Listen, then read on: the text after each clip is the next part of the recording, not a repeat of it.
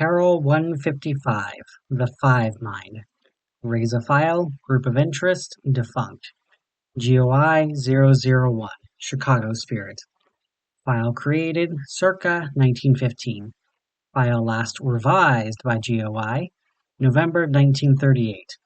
File recovered July 1940. Additional documentation recovered July 1938. Text reproduced below. Raise a notice. Edits have been made for spelling, grammar, and general formatting. Warning: certain sections of this document have been edited after its apparent distribution by an unnamed member of the Chicago Spirit. Additions have been colored red and bolded. Additionally, it appears that a large number of memetic hazards were originally present in the text. These have been censored, presumably by the same editor. If you're reading this, Chappelle, as you know him, he's gone. Not dead. Gone. And gone too far for fixing. This file's got all the important stuff, and I blacked out everything else.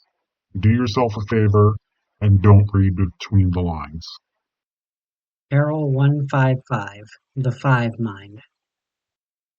Mark Baloney, one of the fifth priests in our direct line to the lunatics.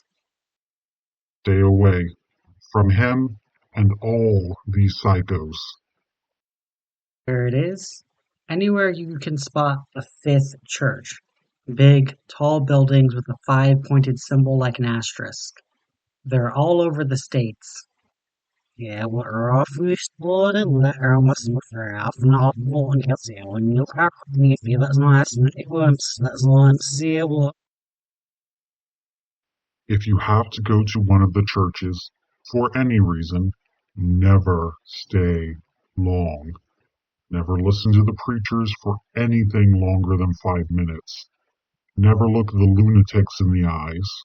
And if you do us all a favor and keep yourself away from everyone else. Who knows about it? As for the church itself, damn near everyone. Everyone who's ever walked down Fifth Avenue and spotted the first Fifth Church of Manhattan. Not a very popular joint, but visible for damn sure. As for the razzle-dazzle, however, that's down to us, the graycoats. Raise a definition, graycoats. A term used by the Chicago Spirit to refer to the Foundation. And a couple of special folks, the lunatics. Keep them in line, but don't rough them up too bad.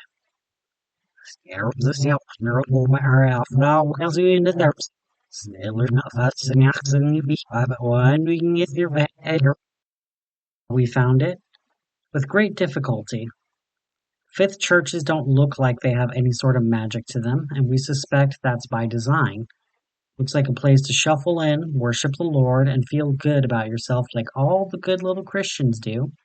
But that's not the gig here, not remotely. Peer through the cracks, and you get an idea of what the Fifth Church is really like. A cult of madmen. The deeper you go, the more fucked up it gets, and once you're in too deep, you'll come to find out you're no longer human. These are the lunatics. None of this draws any sort of attention, despite what they're capable of. Mass murder, suicide pacts, suspiciously popular music. Nobody notices, and that's one of their quirks. They've got the same memory magic we used to have, and on a hell of a bigger scale too. Even the graycoats hardly have any idea what the lunatics get up to. We only found out about them once they tried to bring the whole damn spirit into their schemes. Turns out they had an inside man for a while. Not an inside man in the way you'd expect. No gathering evidence or anything like this. All he did was try and spread the word. The little ticks that make the lunatics, well, lunatics. Some sort of disease of the mind. We put a stop to that real quick. Things got real dicey at that point. Now, Chappelle never liked the Christian church. The church wasn't a fan of witchcraft, drugs, murder, or anything that could cut Chappelle a check. But while he was in business, there was nothing the church could do to stop him. Problem was, when the spirit drew the fifthest higher, they weren't afraid to get their hands dirty. The Fifth Church hurled a modern-day crusade at us, and to stop it we either had to take them down or get on better terms. Chappelle's idea was what always worked best: diplomacy, Chicago style. But there's a strange thing about the lunatics. Though the church is their strongest presence, there's always another way they can get to you. Fifth-ism isn't just a religion, it's bigger than that.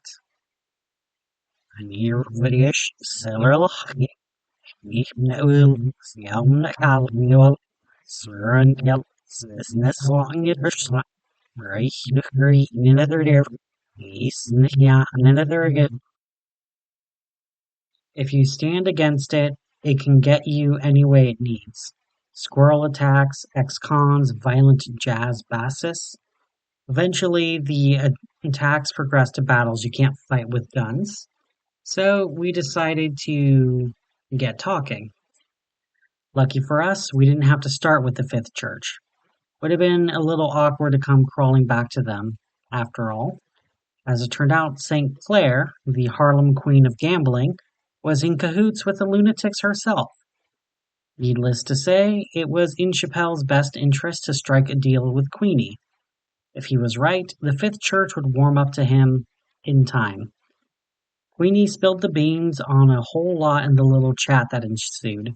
Said that the five families, raise a notice, a mafia hierarchy, composed of the five largest organized crime families operating in New York, were destined for transcendence. He claimed that she needed to bust up her husband Hamid to bring him closer to the fifth world, but the Archons wanted to keep him alive. Chappelle didn't understand a word of it, but once all was said and done, he was able to get her to a business deal of sorts. A stake in the numbers racket, raise a definition, numbers racket, an illegal lottery game popular among working-class communities at the time. Harlem. Wouldn't you know, Chappelle was right on the money. The Fifth Church got a lot more interested in the spirit's dealings. What we use it for. The Fifth Church carries out a great deal of violence, extortion, and theft for their strange ends, and all the cash they make with it they waste on the most bizarre things possible. One of ours, on the night of May 5th, swears on his life he witnessed a group of fifth priests just tossing money and furniture into a bonfire. Later, he talked with Marco Belloni, the fifth priest we are in leagues with, and asked why. Marco claimed they were in debt to the Archons. The following instructions are a beeline to insanity. Do not, under any circumstances, cut deals with a lunatic. Don't even interact with anyone who's interacted with a lunatic. That's how it spreads. Convenient for us, they don't care about cash. So long as we help them out, knocking targets off or burning shit down, we're on their payroll. And it's a generous one, to say the least. Marco tells us what to do, and we do it, within reason. Usually it's a simple hit, or arson. But sometimes we gotta do weirder stuff. Sell some books, chart out constellations. Sometimes we have to play a radio signal out in public. Don't ask questions. Definitely don't listen to the radio. We don't know what's on it, but their membership grows every time it's played. Invest in earplugs, and just in case you encounter one of the lunatics in our ranks, humming along. Reza update. The following documentation was recovered from the offices of Charles Ferris Derringer and Richard Davis Chappelle in 1938, before the recovery of the initial file. For their relevance, they have been included here. Sufi Abdul Hamid, Queenie's ex-husband, came to me today, said the Fifthists were up to something. For as long as I've been in the spirit, we've been working with these guys. And the files say our connection goes back to 15, yet we don't know shit about the lunatics. We've played right along in their psycho schemes for quick cash, and none of us ever stopped to think there'd be consequences. But I'm starting to notice some consequences, Chappelle, and I don't want to sit idly by while some voodoo bullshit comes back to haunt us. Hamid died in a plane crash last week. CFD. I'm as suspicious of the lunatics' conspiracies as any, Derringer, but the unholy priests don't like questions. Some things are more important than money. You think I got that stake in the Queenie's gambling business for the money? Not remotely. I did it to save my life, to keep the lunatics at bay. Since then, it's paid off in droves. We've been the kingpins of the underground magic market. It's not coincidence, Derringer. It's causation. It's the numbers. You can check them yourself. Every star in the sky is $1 lost or earned. I can tell you've got questions, so let me answer one of them for you. These psycho schemes aren't about the cash. That's just how we get our men to do them. You want to know what they're really about? Chance, Derringer.